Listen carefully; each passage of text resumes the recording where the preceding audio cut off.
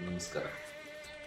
Doctor APJ Abdul ಕಲಾಂರವರ ಪುಣ್ಯಸ್ಮರಣೆಯ ಈ ದಿನದಂದು ಅವರ ಕುರಿತು ಕೆಲವು ಚಿಂತನೆಗಳು.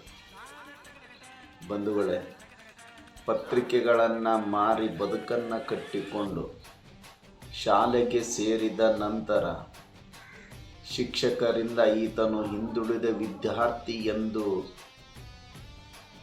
ಕೇಳಿಸಿಕೊಂಡಾಗ ಅದೇ ಗುರುಗಳ ಮುಂದೆ ಕಠಿಣ ವಿದ್ಯಾಭ್ಯಾಸ ಮಾಡಿ ಆ ಗುರುಗಳ ಸಮ್ಮುಖದಲ್ಲೇ ತಾನು ಜಾಣ ವಿದ್ಯಾರ್ಥಿ ಎಂದು ಕರೆಸಿಕೊಂಡಂಥವರು ಡಾಕ್ಟರ್ APJ ಅಬ್ದುಲ್ ಕಲಾಂ. ವಿಜ್ಞಾನಿಯಾಗಿ, ಉಪನ್ಯಾಸಕರಾಗಿ, ಭಾರತದ ಕ್ಷಿಪಣಿ ಪಿತಾಮಹನಾಗಿ, ಅಂದಿನ ಪ್ರಧಾನಿಗಳಾದಂತಹ ದಿವಂಗತ ಅಟಲ್ ಬಿಹಾರಿ ವಾಜಪೇಯಿಯವರ ಜೊತೆಗೂಡಿ ಭಾರತದ ಸೈನಿಕ ಶಕ್ತಿಯನ್ನು ಇಡೀ ಜಗತ್ತಿಗೆ ತೋರಿಸಿಕೊಟ್ಟಂತಹ ಮಹಾನ್ ಚೇತನ ಡಾಕ್ಟರ್ APJ ಅಬ್ದುಲ್ ಕಲಾಂರು. ಅವರು ಕೊಟ್ಟಂತಹ ಅವರ ಆತ್ಮಕಥನಗಳಾಗಿರಬಹುದು, ಅವರ ಅನೇಕ ಕೃತಿಗಳನ್ನು ನೋಡಿದಾಗ ವಿದ್ಯಾರ್ಥಿಯ ಜೀವನದಲ್ಲಿ ಪ್ರತಿಯೊಬ್ಬ ವಿದ್ಯಾರ್ಥಿ ಅವರ ಆತ್ಮಕಥನಗಳನ್ನು, ಪುಸ್ತಕಗಳನ್ನು ಓದಿದರೆ ಸಾಕು, ಒಂದು ಹೊಸ ಬದುಕನ್ನು ಕಟ್ಟಿಕೊಳ್ಳಲು ಸಾಧ್ಯ ಆಗುತ್ತೆ. ಅಂತಹ ಪ್ರೇರಣಾತ್ಮಕ ನುಡಿಗಳು, ಅಂತಹ ಪ್ರೇರಣಾತ್ಮಕ ಜೀವನ doctor APJ Abdul Kalam Saheb.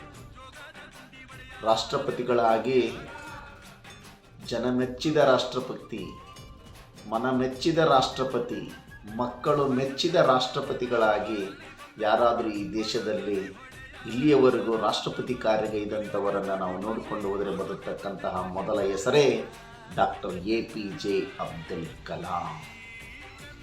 Impossible is just an opinion, but if you change your opinion everything is possible in the world. ಅಸಾಧ್ಯ ಎನ್ನುವಂತಹ ಪದದಲ್ಲಿನ ಎನ್ನುವಂತಹ ಕಲ್ಪನೆಯನ್ನು ತೆಗೆದುಕೊಂಡರೆ ಅಸಾಧ್ಯ ಹೋಗಿ ಎಲ್ಲವೂ ಸಾಧ್ಯ ಆಗುತ್ತೆ ಎಂತಕ್ಕಂತಹ ಅನೇಕ ಪ್ರೇರಣಾತ್ಮಕ ನುಡಿಗಳನ್ನು ಅವರು ಹೇಳಿದ್ದಾರೆ. ರಾತ್ರಿಯಲ್ಲಿ ಕಾಣುವುದು ಕನಸಲ್ಲ, ರಾತ್ರಿಯಲ್ಲಿ ಕಾಣುವುದು ಕನಸಲ್ಲ, ನಿದ್ದೆಗೆಡುವಂತೆ ಮಾಡುವುದು ಕನಸು.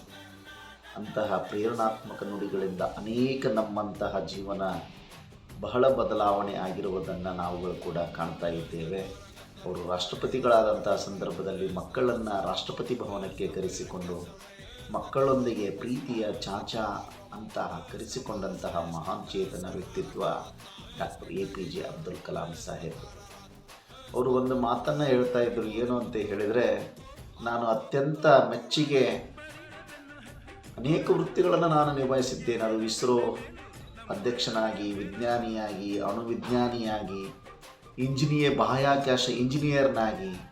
ಆದರೆ ನನಗೆ ಅತ್ಯಂತ ಸಂತೃಪ್ತಿ ಕೊಟ್ಟಂತಹ ಹುದ್ದೆ ಯಾವುದಾದ್ರೂ ಇದ್ದರೆ ಅದು ಶಿಕ್ಷಕ ವೃತ್ತಿ ಅಂತ ಹೇಳಿದಂತಹ ಉಪನ್ಯಾಸಕರು, ಸರ್ವಶ್ರೇಷ್ಠ ಉಪನ್ಯಾಸಕರು ಡಾಕ್ಟರ್ APJ ಅಬ್ದುಲ್ ಕಲಾಂ. ಅವರು ದೇವರಲ್ಲಿ ಪ್ರಾರ್ಥಿಸ್ತಾ ಇರ್ತಾರೆ, ಏನು ಅಂತ ಹೇಳಿದರೆ, ನನ್ನ ಜೀವ ಪಾಠ ಮಾಡುವಂತಹ ಸಂದರ್ಭದಲ್ಲೇ ಹೋಗಬೇಕು, ಪಾಠ ಮಾಡುವಂತಹ ಸಂದರ್ಭದಲ್ಲೇ ನನ್ನ ಉಸಿರು ನಿಲ್ಲಬೇಕು ಅಂತೇಳಿ ಭಗವಂತನಲ್ಲಿ ಪ್ರಾರ್ಥನೆಯನ್ನು ಮಾಡ್ತಾ ಇರ್ತಾರೆ. ಕೊನೆಗೆ ಅವರು ಒಂದು ಕಾರ್ಯಕ್ರಮದಲ್ಲಿ ಮಕ್ಕಳಿಗೆ ಉಪನ್ಯಾಸವನ್ನು ನೀಡುತ್ತಿದ್ದಾಗಲೇ ಅವರ ಪ್ರಾಣ ಪಕ್ಷಿ ಹಾರಿ ಹೋಗುತ್ತೆ. ಅಂದರೆ ಭಗವಂತ ಇವರ ಪ್ರಾರ್ಥನೆಗೆ ಒಲಿದು ಇವರು ಪಾಠ ಮಾಡುತ್ತಿರುವಾಗಲೇ ಇವರ ಉಸಿರನ್ನು ತೆಗೆದುಕೊಂಡು ಹೋಗ್ತಾನೆ. ಹೀಗಾಗಿ ಈ ನಿದರ್ಶನಗಳು ಭಗವಂತನಿಗೂ ಕೂಡ ಬಹಳ ಇಷ್ಟ ಆದರು ಡಾಕ್ಟರ್ APJ ಅಬ್ದುಲ್ ಕಲಾಂ ಸಾಹೇಬರು. ಅವರು ಬರೀತಾರೆ, ಉಯಿಲಿನಲ್ಲಿ ಬರೀತಾರೆ. ಉಯಿಲಿನಲ್ಲಿ ಏನು ಬರೀತಾರೆ ಅಂತ ಹೇಳಿದ್ರೆ, ನನ್ನ ಮರಣದ ನಂತರ ಬೆಂಗಳೂರು, ರಾಮೇಶ್ವರ ಮತ್ತಿತರ ಕಡೆಗಳಲ್ಲಿ ನಾನು ಸಂಪಾದಿಸಿದ ಆಸ್ತಿಗಳೆಲ್ಲವೂ ಈ ಭಾರತ ದೇಶದ ಹಳ್ಳಿಗಳ ಉದ್ಧಾರಕ್ಕೆ ಅಂತ ಹೇಳಿ ಉಯ್ಯಲನ್ನು ಬರೆದುಕೊಟ್ಟಂತಹ ಮಹಾನ್ ಪುಣ್ಯಾತ್ಮ. ತನ್ನ ಜೀವಮಾನ ಇಡೀ ಗಳಿಸಿದ ಸಕಲ ಸಂಪತ್ತನ್ನು ಕೂಡ ಭಾರತದ ಹಳ್ಳಿಗಳ ಉದ್ಧಾರ ಆಗಬೇಕು ಅಂತ ಹೇಳಿ ಆ ಆಸ್ತಿಯನ್ನು ದಾನ ನೀಡತಕ್ಕಂಥವ್ರು ಯಾರಾದರೂ ಇದ್ದರೆ ಡಾಕ್ಟರ್ APJ ಅಬ್ದುಲ್ ಕಲಾಂ ಸಾಹೇಬರು. ಹೀಗಾಗಿ ಇವತ್ತು ಅವರ ಪುಣ್ಯಸ್ಮರಣೆಯ ದಿನ. ನಾವೆಲ್ಲರೂ ಕೂಡ ಅವರ ಆತ್ಮಕ್ಕೆ ಗೌರವ ನಮನಗಳನ್ನು ಸಲ್ಲಿಸುತ್ತಾ ಮತ್ತೊಮ್ಮೆ ಹುಟ್ಟಿ ಬನ್ನಿ ಕಲಾಂ ಸಾಹೇಬ್ರೆ.